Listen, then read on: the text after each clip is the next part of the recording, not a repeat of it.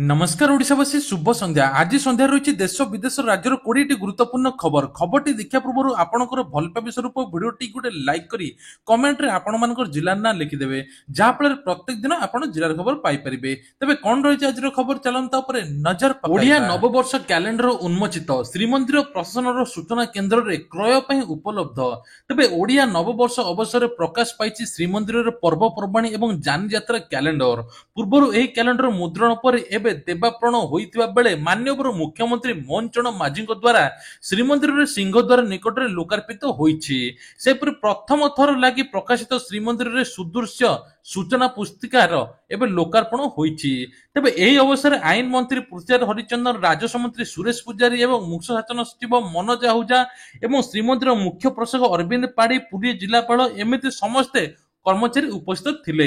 वर्ष तमाम 2025 मसीह महाविश्व संक्रांति 2026 मसीहा रामाभिषेक नीति पर्यंत श्रीमंदिर में पालित होगा समस्त पर्वपर्वाणी दिन जानी यात्रा दिवस गुड़िकर सूचना आकर्षण कैलेंडर रही मंत्री कहते। आयुष्मान योजना रे सामिल हेबे साधु संत। 2 दिन तले ओडिशा रे शुभारंभ होईछि आयुष्मान भारत कार्ड। एही आयुष्मान योजना रे साधु संत को सामिल करने पे दाबी होईछि।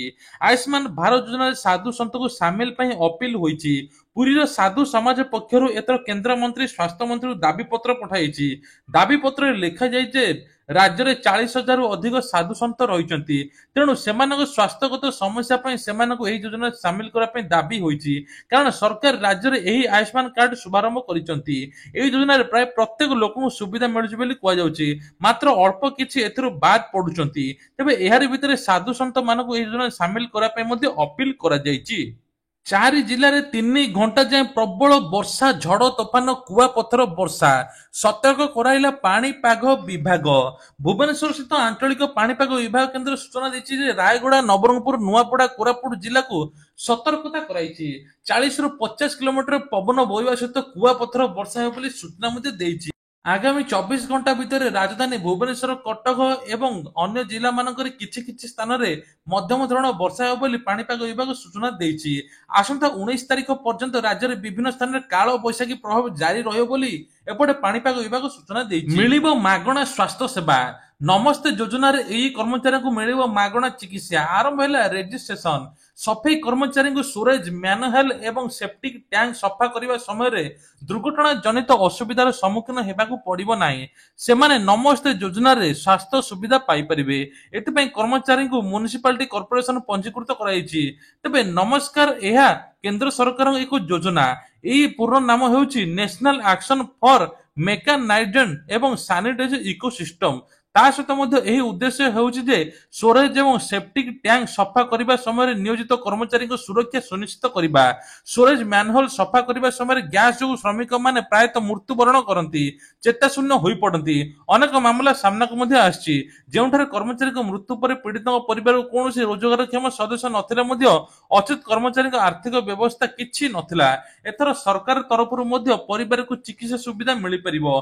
ता सहित क्षतिपूरण राशि सरकार देबे बोली एपटे घोषणा मध्ये करिसंती। प्रसिद्ध चड़क यात्रार आज अंतिम पर्व तथा पाट पर्व जन समुद्र पालटिछि पीठ।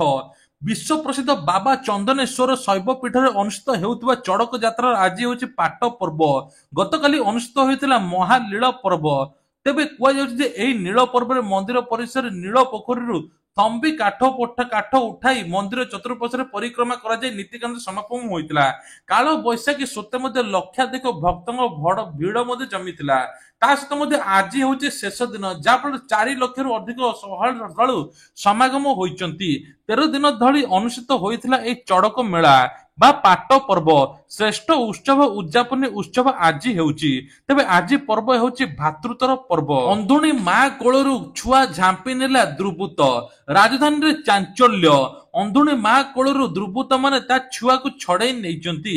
आ पिल्ला चोरी करिवार अभिनव उपाय आपणाइला पिल्ला चोर, जेपरि कि केही ता ऊपर संदेह न करिवे।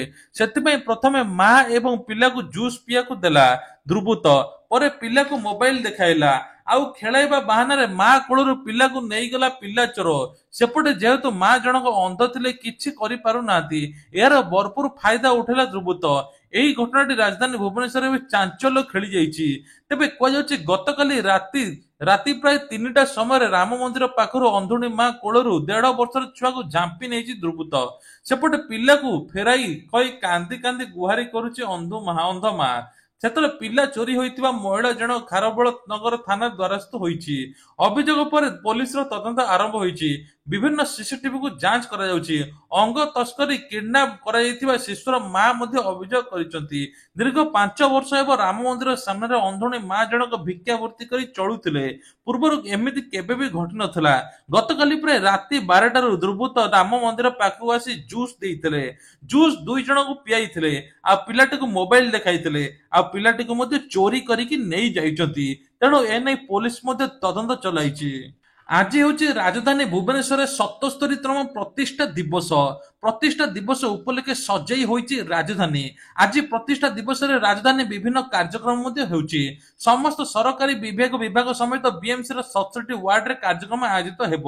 1948 ମସିହା ଏପ୍ରିଲ 13 ତାରିଖରେ ଭୁବନେଶ୍ୱରକୁ ମିଳିଥିଲା ଓଡ଼ିଶାର ରାଜଧାନୀ ମାନ୍ୟତା। 1948 ମସିହା 13 ତାରିଖରେ ତତ୍କାଳୀନ ପ୍ରଧାନମନ୍ତ୍ରୀ ଜବାହରଲାଲ ନେହେରୁଙ୍କ ଦ୍ୱାରା ରାଜଧାନୀ ପ୍ରତିଷ୍ଠା ଫଳକ ସ୍ଥାପନ କରାଯାଇଥିଲା। 77 ବର୍ଷ ଭିତରେ ନୂଆ ରୂପ ପାଇଛି ରାଜଧାନୀ। ସ୍ମାର୍ଟ ସହରରେ ପରିଣତ ହୋଇଛି ଭୁବନେଶ୍ୱରର ସମସ୍ତ ସରକାରୀ ବିଭାଗ ଏବଂ ବିଏମସିର 67 ୱାର୍ଡରେ କାର୍ଯ୍ୟକ୍ରମ ଆୟୋଜିତ ହେବା ପାଇଁ ବିଏମସି ପକ୍ଷରୁ ୱାର୍ଡକୁ 25,000 ଟଙ୍କା ଲେଖାଏଁ ଦିଆଯାଇଛି। ତେବେ ରାଜଧାନୀ ଭୁବନେଶ୍ୱରର 77ତମ ରାଜଧାନୀ ପ୍ରତିଷ୍ଠା ଦିବସ 13 ତାରିଖ ଓ 14 ତାରିଖ 2 ଦିନ ପାଳିତ ହେବ ବୋଲି କୁହାଯାଉଛି। ସେପଟେ ଆସନ୍ତାକାଲି ହନୁମାନ ଜୟନ୍ତୀ। ହନୁମାନ ଜୟନ୍ତୀକି ନେଇ ସୁରକ୍ଷା କଡାକଡି। ଆଇନ ଶୃଙ୍ଖଳାରେ 200 ପ୍ଲାଟୁନ ଫୋର୍ସ। ତେବେ କୁହାଯାଉଛି ଏନେଇ ବିସ୍ତୃତ ସୂଚନା ଦେଲେ ଆଇନ ଶୃଙ୍ଖଳା ଏସଡିଜି ସଞ୍ଜୟ କୁମାର। ଆଇନ ଶୃଙ୍ଖଳା ଦାୟିତ୍ୱରେ 200 ପ୍ଲାଟୁନ ଫୋର୍ସ ରହିଛି। ନଜର ରଖିବ 40ଟି ଡ୍ରୋନ୍, 600 ସିସିଟିଭି କ୍ୟାମେରା। ଅସାମାଜିକ ବିରୋଧରେ କଡା କାର୍ଯ୍ୟାନୁଷ୍ଠାନ ନିଆଯିବ। ସୋସିଆଲ ମିଡିଆରେ ପୋଷ୍ଟ ରହିବ କଡା ନଜର। ତା ସହିତ ସମ୍ବଲପୁରରେ ଜଗିବେ 10 କମ୍ପାନୀ ସୁରକ୍ଷା ବଳ। ତା ସହିତ ମଧ୍ୟ କୁହାଯାଉଛି କଟକ, ଭୁବନେଶ୍ୱର, ପୁରୀ 3ଟି ସହରରେ ମଧ୍ୟ ପୋଲିସ ଜଗିବ। କୌଣସି ପ୍ରକାର ଅପ୍ରୀତିକର ପରିସ୍ଥିତି ହେବ ନାହିଁ। ଯେଉଁମାନେ ମଦୁଆଠୁ ଆରମ୍ଭ କରି ଡ୍ରଙ୍କର ମାନେ ବା ଅନ୍ୟ ଅସାମାଜିକ ଲୋକଙ୍କୁ ସାବାଡ କରିବ ପୋଲିସ। ବିଷାକ୍ତ ଫଳ ଖାଇ 5 ଶିଶୁ ଅସୁସ୍ଥ, ସିଧା ମେଡିକାଲରେ ଭର୍ତ୍ତି। ବାଲେଶ୍ୱର ଭୋଗରାଇ ବ୍ଲକର ଉଲୁଡା ଅଞ୍ଚଳରୁ ଆସିଛି ଏକ ଅଭିଯୋଗ। ଉଲୁଡା ଅଞ୍ଚଳରେ ବୁଦ୍ଧି ପଟାଇ ନାମକ ଜଣେ ମହିଳା ବାଡିରେ ଜାମୁକୋଳି ଗଛରେ ପୋକ ଲାଗିଥିବାରୁ କୀଟନାଶକ ଔଷଧ ଦେଇଥିଲେ। କିଛି ସମୟ ପରେ ପରିବାର ଛୋଟ ଛୋଟ ପିଲା ବାଡିରେ ଖେଳୁଥିବା ବେଳେ ଭୁଲ ବଶତଃ ସେହି ଗଛରୁ ଜାମୁକୋଳି ତୋଳି ଖାଇଥିଲେ। କିଛି ସମୟ ପରେ ପିଲାଙ୍କ ଦେହ ଅସୁସ୍ଥ ହୋଇଥିଲା। ପରିବାର ଲୋକେ ସଙ୍ଗେ ସଙ୍ଗେ ସେ ପିଲାମାନଙ୍କୁ ଚିକିତ୍ସାଳୟ ନେଇଥିଲେ। ଆଉ ଅବସ୍ଥା ବିଗିଡାରୁ ବାଲେଶ୍ୱର ମୁଖ୍ୟ ଚିକିତ୍ସାଳୟ ଭର୍ତ୍ତି ହୋଇଛନ୍ତି।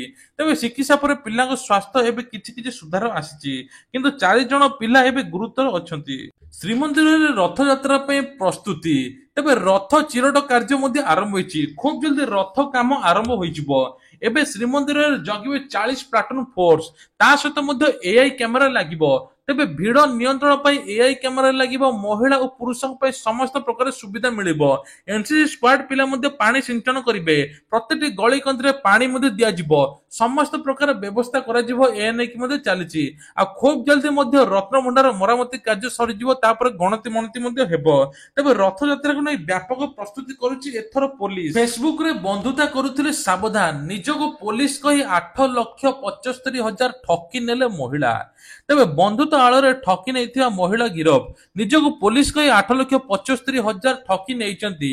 ନା ତାଙ୍କର ସଂଯୁକ୍ତା ଭୂୟାଁ। ଗିରଫ କଲା ଭୁବନେଶ୍ୱର ସାଇବର ପୋଲିସ। ଅନ୍ଧାରୁଆ ଗାଁର ବିଷ୍ଣୁ ପ୍ରସାଦ ମୁଦୁଲି ବା ଫେସବୁକର ବନ୍ଧୁତା କରି ଲକ୍ଷ ଲକ୍ଷ ଟଙ୍କା ଠକି ନେଇଥିଲା ଅଭିଯୁକ୍ତ। ତେବେ କୁହାଯାଉଛି ନିଜ ଡିପିରେ ପୋଲିସ ଫଟୋ ରଖି ବିଷ୍ଣୁଙ୍କ ଠାରୁ ଲକ୍ଷ ଲକ୍ଷ ଟଙ୍କା ନେଇଥିଲା। ଯେତେବେଳେ ବିଷ୍ଣୁ ଟଙ୍କା ମାଗିଥିଲେ ସଂଯୁକ୍ତା ଧମକ ଦେଇଥିଲା। ଦୁଷ୍କର୍ମ ମାମଲାରେ ଫସାଇ ଦେବ କହି ଧମକ ଅଭିଯୋଗ କରିଥିଲା। ଏହାକୁ ନେଇ ସାଇବର ଥାନାରେ ଅଭିଯୋଗ କରିଥିଲେ ପୁରୁଷ ଜଣକ। ତାପରେ ଜଣା ପଡିଲା ଯେ ଏଭଳି ନକଲି ପୋଲିସ। ତେଣୁ ଆପଣଙ୍କୁ ଯଦି ଏଭଳି କିଛି ଆସୁଛି ଆପଣ ତୁରନ୍ତ ସାବଧାନ ହୋଇଯାନ୍ତୁ। ଏଟିଏମରୁ ଟଙ୍କା ଉଠାଉଥିଲେ ସାବଧାନ। ଆପଣ ମାନେ ମଧ୍ୟ ଜାଣି ରଖନ୍ତୁ। ଏଥର ଏଟିଏମରୁ 5 ଥରୁ ଅଧିକ ଉଠାଇଲେ ଯେତିକି ଚାର୍ଜ ଦଉଥିଲେ ତାଠାରୁ ଏକ୍ସଟ୍ରା 5ରୁ 10 ଟଙ୍କା ଦେବାକୁ ପଡିବ। ଏନେଇ ଷ୍ଟେଟ ବ୍ୟାଙ୍କ ପକ୍ଷରୁ ଘୋଷଣା କରାଯାଇଛି। ଯଦି ଆପଣ ଅଧିକରୁ ଅଧିକ ଟଙ୍କା ଉଠାଉଛନ୍ତି ଆପଣ ମାନେ ମଧ୍ୟ ଜାଣି ରଖନ୍ତୁ। ପୂର୍ବରୁ 5 ଥରୁ ଅଧିକା ଉଠୁଥିଲେ 21 ଟଙ୍କା କଟୁଥିଲା, ଏବେ 5 ରୁ 10 ଟଙ୍କା ଏକ୍ସଟ୍ରା କଟିବ ବୋଲି କୁହାଯାଉଛି। ପାଖାପାଖି 30 ଟଙ୍କା ପର୍ଯ୍ୟନ୍ତ ଆପଣଙ୍କୁ ଏଟିଏମ୍ ଟ୍ରାଞ୍ଜାକ୍ସନ ପାଇଁ କି କଟିବ ବୋଲି ଘୋଷଣା ମଧ୍ୟ ହୋଇଛି। ଉପମୁଖ୍ୟମନ୍ତ୍ରୀ ପ୍ରଭାତୀ ପରିଡ଼ାଙ୍କର ବଡ଼ ସୂଚନା, କୁହାଯାଉଛି ମହିଳାଙ୍କ ପାଇଁ ନୂତନ ଯୋଜନା ମଧ୍ୟ ଆସୁଛି। ଏଥର ସମସ୍ତ ମହିଳା ଏସ୍ଏଚ୍ଜି ଗ୍ରୁପରେ ସାମିଲ ହେବେ। ଯେଉଁମାନେ ସାମିଲ ହୋଇନାହାନ୍ତି ଅଙ୍ଗନବାଡି କର୍ମୀ ଯିବେ, ଘର ଘର ବୁଲିବେ, ଯେଉଁମାନେ ସାମିଲ ନ ହୋଇଛନ୍ତି ତାଙ୍କୁ ସାମିଲ ମଧ୍ୟ କରିବେ, ଯାହା ଫଳରେ ମହିଳାମାନେ ସମସ୍ତ ପ୍ରକାର ସୁବିଧା ମଧ୍ୟ ପାଇପାରିବେ। ସେପଟେ ଦିଲ୍ଲୀ ସରକାର ଯେତେବେଳେ ଘୋଷଣା କରିଛନ୍ତି ମହିଳା ସମୃଦ୍ଧି ଯୋଜନାରେ ମହିଳାଙ୍କୁ 25 ଟଙ୍କା ପ୍ରତି ମାସରେ ମିଳିବ, ଏପଟେ ଓଡ଼ିଶା ସରକାର ମଧ୍ୟ ସୁଭଦ୍ରା ଯୋଜନା ଦେଇଛନ୍ତି। ତା ସହିତ ମଧ୍ୟ ସରକାର କହିଛନ୍ତି 2 ବର୍ଷ ଭିତରେ 25 ଲକ୍ଷ ମହିଳା ଲକ୍ଷପତି ଦିଦିରେ ସାମିଲ ହୋଇସାରିଥିବେ। ଏହି ଲକ୍ଷ୍ୟ ରଖି ସରକାର ଏଭଳି ନୂତନ ଯୋଜନା ମଧ୍ୟ କରୁଛନ୍ତି। ତେବେ ଏପଟେ ମଧ୍ୟ କହିଛନ୍ତି ଯେ ସୁଭଦ୍ରା କିସ୍ତି ମଧ୍ୟ 22-23 ତାରିଖରେ ମିଳିବା ପାଇଁ ଯାଉଛି, ଆଉ ରକ୍ଷାବନ୍ଧନ ଦିନ ତୃତୀୟ କିସ୍ତି ମିଳିବା ପାଇଁ ଯାଉଛି। ତା ସହିତ ଆଉ ଗୋଟେ ଶେଷ ଖବର ହେଲା, ଆପଣ ମାନେ ହ୍ୱାଟ୍ସଆପ ଚଲାଉଥିଲେ ସାବଧାନ ହୋଇଯାନ୍ତୁ। ଆପଣଙ୍କୁ ହ୍ୱାଟ୍ସଆପ ରୁ ଏଇଭଳିଆ ମେସେଜ ବିଭିନ୍ନ ପ୍ରକାର ଫେଷ୍ଟିଭାଲ ବା ଆପଣ କୌଣସି ଇନଭାଇଟେସନ କାର୍ଡ ଆସିବ, ଆଉ ଆପଣ ଯଦି ତାକୁ କ୍ଲିକ୍ କରିଦେବେ ଆପଣଙ୍କ ଆକାଉଣ୍ଟର ଟଙ୍କା ମଧ୍ୟ କଟିଯିବ। ଯଦି ସେଇ ସମୟରେ ନ କଟିଲା କିଛି ଦିନ ପରେ ଆପଣଙ୍କ ଆକାଉଣ୍ଟରୁ ଟଙ୍କା ମଧ୍ୟ ଗାୟବ ହେଇଯିବ। ବିନା ଓଟିପିରେ ଏବେ ସବୁ ହଉଛି। ପୂର୍ବରୁ କିଛି ମାସ ପୂର୍ବରୁ ଡିଜିଟାଲ ଆରେଷ୍ଟ ନାମରେ ସାଇବର ଲୁଟରେ ଠକୁଥିଲେ, ଆଉ ଏବେ ଲୁଟିବାର ଗୋଟିଏ ମାଧ୍ୟମ ହ୍ୱାଟ୍ସଆପ। ଯଦି ଅଜଣା ନମ୍ବରରୁ ଏଭଳିଆ ମେସେଜ ଆସୁଛି ଆପଣ ଇଗ୍ନୋର କରନ୍ତୁ, ତୁରନ୍ତ ସେ ନମ୍ବରକୁ ଡିଲିଟ୍ କରନ୍ତୁ ବା ବ୍ଲକ କରିଦିଅନ୍ତୁ, ନହେଲେ ହୁଏତ ଆପଣଙ୍କ ଆକାଉଣ୍ଟରୁ ମଧ୍ୟ ଟଙ୍କା କଟି ଯାଇପାରେ। ଆପଣମାନେ ମଧ୍ୟ ସାବଧାନ ହୋଇଯାନ୍ତୁ। ତେବେ ଇଏ ଥିଲା ଆଜିର ଦେଶ ବିଦେଶ ରାଜ୍ୟର କିଛିଟା ଗୁରୁତ୍ୱପୂର୍ଣ୍ଣ ଖବର। ଏଇଭଳିଆ ଖବର ଦେଖିବା ପାଇଁ ହେଲେ ଚ୍ୟାନେଲକୁ ସବସ୍କ୍ରାଇବ କରିବା ପାଇଁ ଭୁଲିବେ ନାହିଁ। ଏତେ ସମୟ ଭିଡ଼ିଓ ଦେଖିଥିବାରୁ ଅଶେଷ ଅଶେଷ ଧନ୍ୟବାଦ। ଜୟ ଜଗନ୍ନାଥ।